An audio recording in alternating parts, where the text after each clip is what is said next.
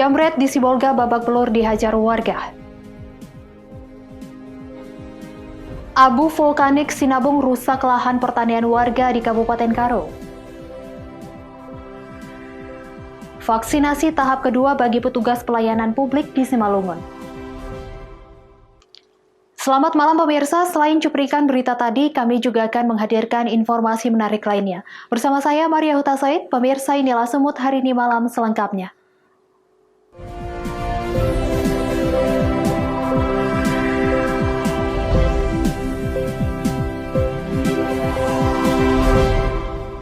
Kita ke informasi pertama pemirsa, seorang jambret menjadi bulan-bulanan amukan massa setelah tertangkap usai gagal menjambret seorang pengunjung di Pasar Sibolga Nauli. Kini pelaku dibawa ke Mapolsek Sambas untuk diperiksa lebih lanjut. Peristiwa bermula saat seorang wanita muda berbelanja di Pasar Sibolga Nauli berteriak minta tolong lantaran tas sandang miliknya dijambret seorang pria. Naas bagi pelaku, teriakan minta tolong korban mengundang perhatian pengunjung pasar lainnya dan mengejar pelaku. Pelaku berusaha kabur, namun naas salah memilih jalan dan akhirnya ditangkap setelah terkepung di sebuah gang buntu di Jalan Patuananggi, Kampung Kelapa, Kelurahan Pancuran Gerobak, Kecamatan Sibolga Kota.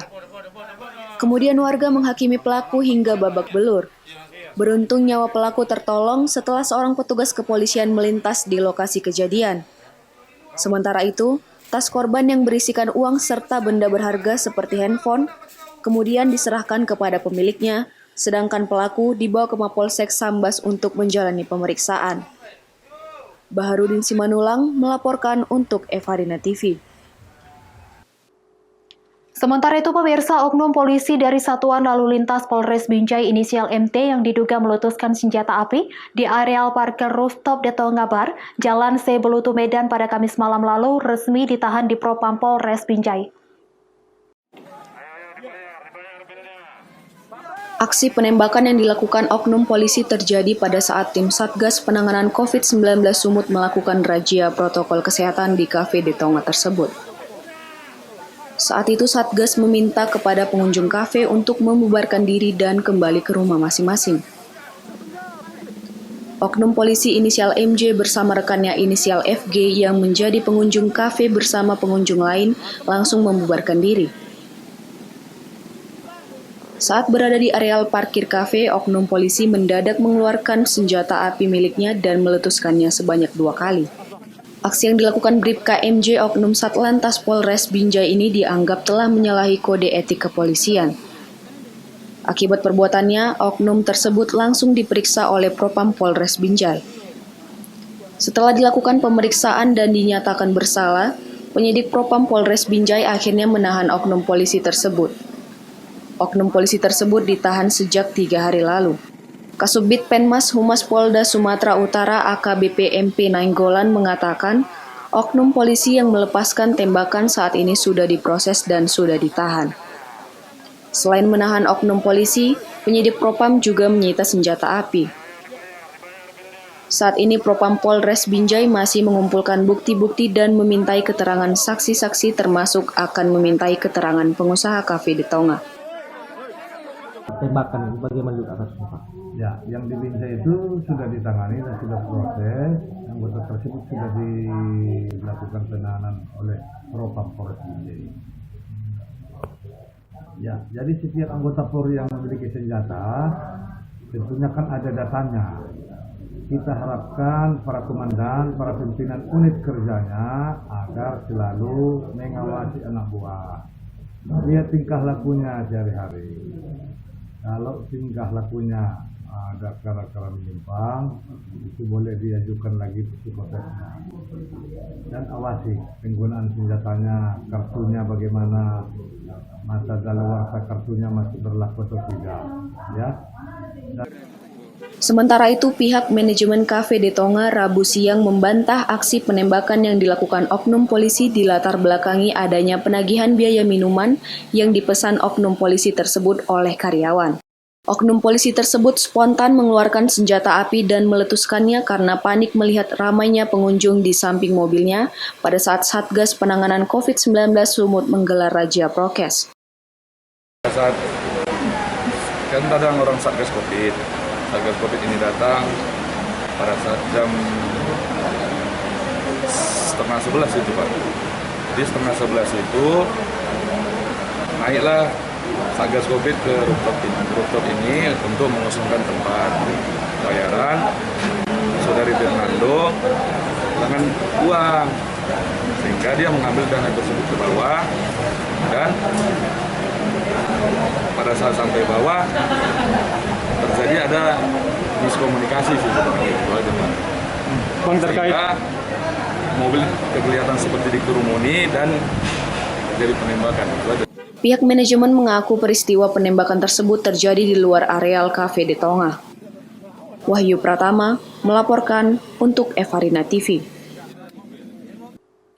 Informasi lainnya pemirsa, sidang perkara suap sebesar 6,8 miliar rupiah dari mantan Gubernur Sumatera Utara Gatot Pujo Nugroho kepada anggota DPRD Sumatera Utara kembali bergulir di Pengadilan Negeri Medan. Sidang tersebut beragendakan tuntutan, di mana 14 mantan anggota dewan tersebut dituntut bervariasi hukuman penjara oleh Jaksa Penuntut Umum dari Komisi Pemberantasan Korupsi. Sebanyak 14 mantan anggota DPRD Sumatera Utara menjalani sidang lanjutan yang beragendakan tuntutan atas kasus dugaan korupsi yang melibatkan mantan Gubernur Sumatera Utara Gatot Pujo Nugroho. Sidang perdana tuntutan digelar di ruang Cakra 8 Pengadilan Negeri Medan secara virtual. Dalam sidang tersebut, seluruh terdakwa telah dibacakan dakwaannya oleh Jaksa Penuntut Umum dari Komisi Pemberantasan Korupsi, yang menyatakan para terdakwa terbukti menerima suap dari Gatot Pujo Nugroho secara bertahap dengan nominal beragam. Dalam persetujuan laporan pertanggungjawaban pemerintah Provinsi Sumatera Utara tahun anggaran 2012 sampai 2014 oleh DPRD Sumut. Kemudian persetujuan atas perubahan APBD Sumut tahun anggaran 2013 dan 2014 oleh DPRD Sumut dan pengesahan APBD Sumut tahun anggaran 2014 dan 2015. Untuk terdakwa pertama Nur Hasanah, total menerima suap sebesar 472,5 juta rupiah. Jamaluddin Hasibuan menerima 437,5 juta rupiah. Ahmad Hussein Hutagalung menerima 752,5 juta rupiah. Sudirman Halawa menerima sebesar 417,5 juta rupiah. Selanjutnya, Ramli menerima uang total 497,5 juta rupiah. Irwan Syahdamanik menerima sebesar 602,5 juta rupiah. Megalia Agustina menerima 540,5 juta rupiah. Dan Ida Adiningsih menerima 452,5 juta rupiah. Sedangkan Syamsul Hilal dan Mulyani masing-masing menerima 477,5 juta rupiah dan 452,5 juta rupiah. Dari 14 terdakwa, satu diantaranya yakni terdakwa Syamsul Hilal dituntut 5 tahun penjara, sedangkan sisanya 4 tahun penjara dan denda 500 juta rupiah, subsidiar 5 bulan kurungan penjara. Membacakan surat tuntutan terhadap 4 orang terdakwa. Sebetulnya hari ini agendanya 14 orang terdakwa, tapi sudah dibacakan baru 4 orang terdakwa, yaitu terdakwa 1 Ibu Megalia Agustina, Ibu Ida Budiningsih, dan Ibu Mulyani serta Pak Syamsul Hilal. Sebagaimana teman-teman dengar tadi bahwa pidana penjara yang sebagaimana amar tuntutan itu untuk terdakwa 1, terdakwa 2, dan terdakwa 4 masing-masing 4 tahun 6 bulan. Dan dengan denda 300 juta rupiah, subsidiar 3 bulan kurungan.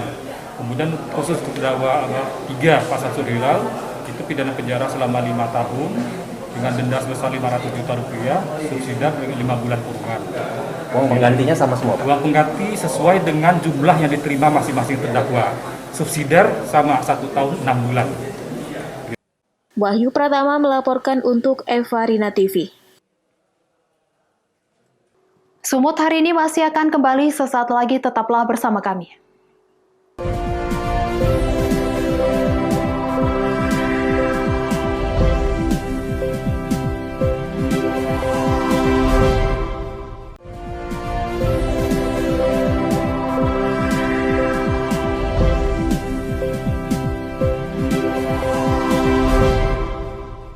Terima kasih masih bersama kami. Pemirsa, dampak abu vulkanik pasca awan panas guguran serta erupsi Gunung Api Sinabung di Kabupaten Karo, Sumatera Utara menyebabkan kerusakan pada lahan pertanian milik warga. Hasil pertanian milik warga pun terancam gagal panen. Pasca awan panas guguran serta erupsi Gunung Api Sinabung di Kabupaten Karo, Sumatera Utara berdampak pada lahan pertanian warga. Abu vulkanik tebal menyebabkan kerusakan pada lahan pertanian. Seperti petani yang berada di Desa Kutambaru, Kecamatan Tigan Derket, lahan pertanian salak seluas 7.000 meter persegi yang dimilikinya diselimuti abu vulkanik, sehingga menyebabkan bakal buah maupun buah menjadi rusak. Dirinya hanya dapat membersihkan abu vulkanik yang menempel pada pohon dengan cara mengibas dedaunan menggunakan alat seadanya. Lahan kita luasnya berapa nih, Bang? Kira-kira 7.000 meter lah. 3 meter. Bang, ini terdampak abu ini sejak kapan nih, Bang? Sejak hari Selasa kemarin lah, pagi.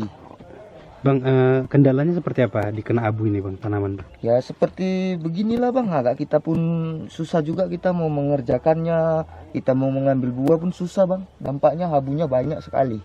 Siap. Bang. Sangat berdampak lah bagi petani-petani salak Bang.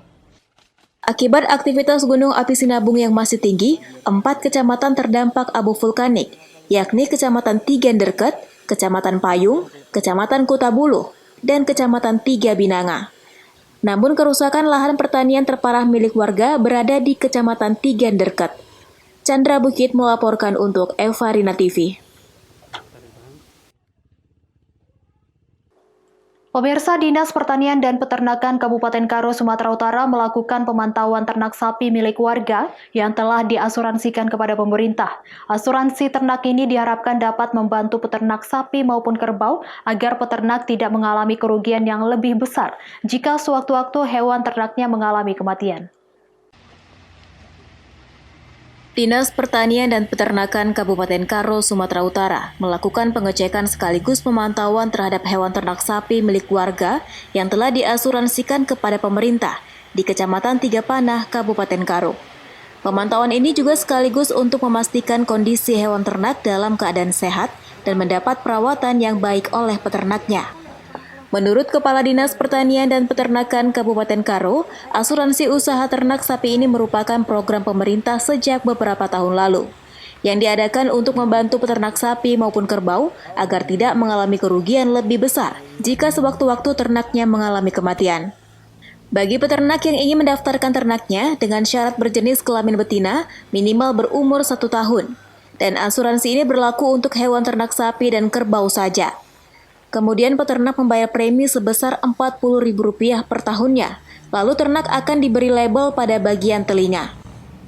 Jika ternak mati akan mendapatkan ganti rugi sebesar Rp10 juta, dengan catatan jika kematian wajar harus memberikan keterangan serta dokumentasi yang jelas dan lengkap untuk klaim asuransi.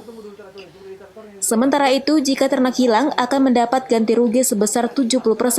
Serta jika ternak dilakukan mati paksa akan diganti rugi 50%. LTSK ini kan kita ada namanya program pemerintah asuransi ternak sapi ataupun kerbau, yang mana pemerintah sebenarnya kalau ternak kita ikut asuransi, dia kan sebenarnya preminya pertanggungannya adalah sebesar 200.000, tapi pemerintah bantu 80%. Berarti dari 80% itu petani hanya dikenakan lagi 40.000, karena sebenarnya kan dia 200.000. Jadi karena di pemerintah bayar 80%, jadi 20% lagi ditanggung oleh masyarakat peternak. Sementara menurut peternak, asuransi ini sangat membantu jika sewaktu-waktu ternak mengalami kematian maupun kehilangan, dan mengajak kepada peternak sapi dan kerbau untuk mengikuti asuransi ini. Asuransi untuk hewan ternak kita ini, Kalau asuransi ternak ini sangat bermanfaat karena misalkan ternak kita mati karena sakit, itu ditanggung premi asuransi, terus karena hilang itu menanggulangi kelompok. harapan kita ke depannya gimana ini? Itu terus asuransi. Bang, ini total yang kita asuransikan punya kita apa? Ternak kita berapa? 28 ekor. Sesuai catatan Dinas Pertanian dan Peternakan Kabupaten Karo, untuk tahun 2020 sudah terdaftar sebanyak 152 ekor ternak sapi dan kerbau yang diasuransikan. Pada tahun 2021 sudah mencapai 133 ekor.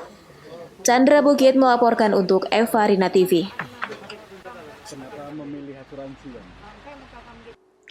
Informasi selanjutnya, pemirsa, takut dengan jarum suntik sedari kecil. Oknum personel Polres Batubara menjerit saat disuntik vaksin COVID-19. Ibtu John Atur mengaku sejak kecil dirinya sudah fobia terhadap jarum suntik. Meski berani dalam menghadapi pelaku aksi kejahatan, namun seorang anggota polisi ini menjerit ketakutan menghadapi jarum suntik saat menerima vaksin Sinovac.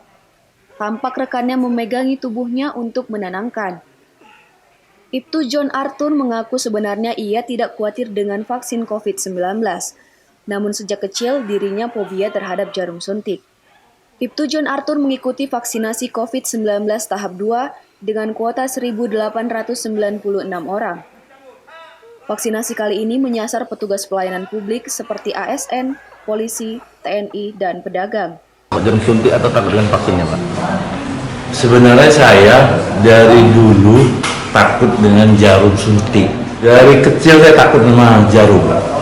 Enak dalam tubuh, kemudian agak ringan, hanya efeknya di bekas suntikan vaksinnya masih ada rasa-rasa pegel dan juga agak gatal-gatal. Hari ini kita memulai pemberian vaksin untuk tahap kedua dengan sasarannya adalah petugas publik atau pelayanan publik, termasuk ASN, ya, kemudian guru-guru juga, kemudian TNI Polri, termasuk juga pedagang pasar. Sasaran kita yang ditetapkan itu 1.896 orang dengan vaksin itu 410 vial. Taufik melaporkan untuk Eva Rina TV. Sumut hari ini masih akan kembali sesaat lagi, tetaplah bersama kami.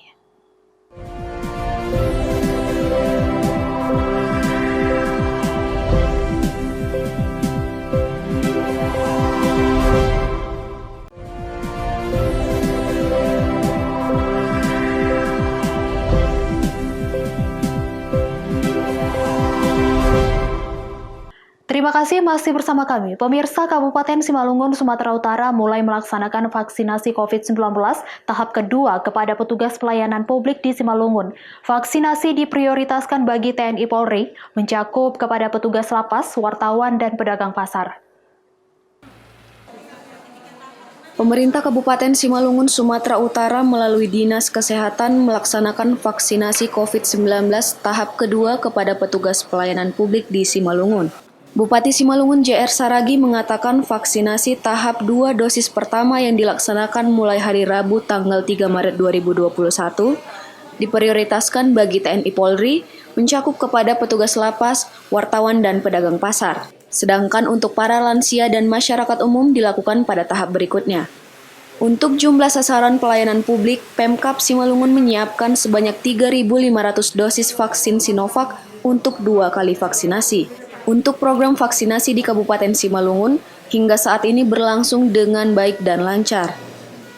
Bahkan sampai saat ini, banyak antusias dari masyarakat yang menanyakan kepada pemerintah kapan masyarakat menerima vaksin untuk mendukung program pemerintah. Kita melakukan vaksin di Kabupaten Simalungun lebih kurang sekitar 3.500 untuk 2 kali.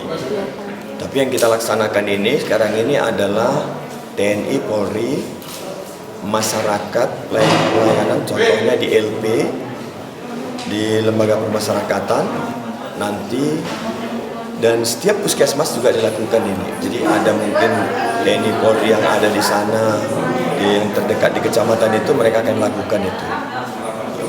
Sejauh ini bagaimana antusias yang mau divaksin, Pak? Ada penolakan atau seperti apa? Kalau saya lihat tidak ada penolakan, bahkan orang sekarang udah minta kapan kami divaksin dengan ya. Jadi mungkin teman-teman PES juga sudah bisa mendaftar dan kita sudah siap untuk melayani gitu. Dosi Simarmata melaporkan untuk Eva Rina TV. Pemirsa, SMA Negeri 3 Medan dibantu dengan mahasiswa Koas Fakultas Kedokteran Universitas Sumatera Utara menggelar swab tes gratis kepada seluruh siswa. Hal ini dilakukan guna pencegahan penyebaran COVID-19 jelang perencanaan dibukanya sekolah pada Juli 2021 mendatang. Beginilah antusias para siswa Sekolah Menengah Atas Negeri 3 Medan dalam mengikuti swab tes antigen.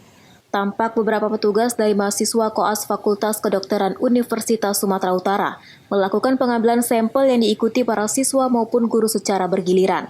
Wakil Kepala SMA Negeri 3 Medan, Siti Zulfa mengungkapkan bahwa swab tes antigen ini diikuti oleh seluruh siswa dan guru, guna mengetahui kondisi kesehatan dari serangan COVID-19 di lingkungan sekolah. Perencanaan dari pemerintah memastikan sekolah tatap muka akan dimulai pada Juli mendatang, yang akan direalisasikan usai guru, dosen, dan para tenaga pendidik selesai mendapat vaksinasi COVID-19. Presiden Republik Indonesia Joko Widodo telah menargetkan vaksinasi terhadap 5,7 juta guru menjadi tonggak awal sekolah dibuka di masa pandemi. Dapat penawaran dari PEMA ini kan tujuannya kita waktu itu pada itu dapat kesempatan karena mau masuk sekolah itu ya. Jadi kita lakukan lah, ternyata memang karena kondisi pandemiknya masih belum ini, sekolah masih tetap dalam keadaan daring. Jadi swab ini kita lakukan ini sebenarnya untuk screening melanjutkan follow up setelah swab pertama itu apakah ada peningkatan atau memang sudah ada penurunan, dan juga ya kalau memang sudah dilakukan secara berkala gini kan kita bisa tahu nanti untuk bulan Juli nanti mana tahu kita buka sekolah kan, insya Allah ini sudah bisa menjadi data yang akurat buat kita, itu sih. Nah untuk guru-gurunya pun nanti kalaupun memang ada persiapan vaksin itu mungkin juga sangat bermanfaat juga ini untuk swab ini. Meski nantinya sekolah dan perkuliahan akan dibuka kembali secara tatap muka, namun Kementerian Pendidikan dan Budaya memastikan akan dijalankan secara bertahap. Wahyu Pertama melaporkan untuk Eva Rina TV. Pemirsa, demikianlah rangkaian informasi dalam Sumut hari ini malam. Saya Maria Huta Soid mewakili kerabat kerja yang bertugas pamit undur diri. Terima kasih atas kebersamaan Anda dan sampai jumpa.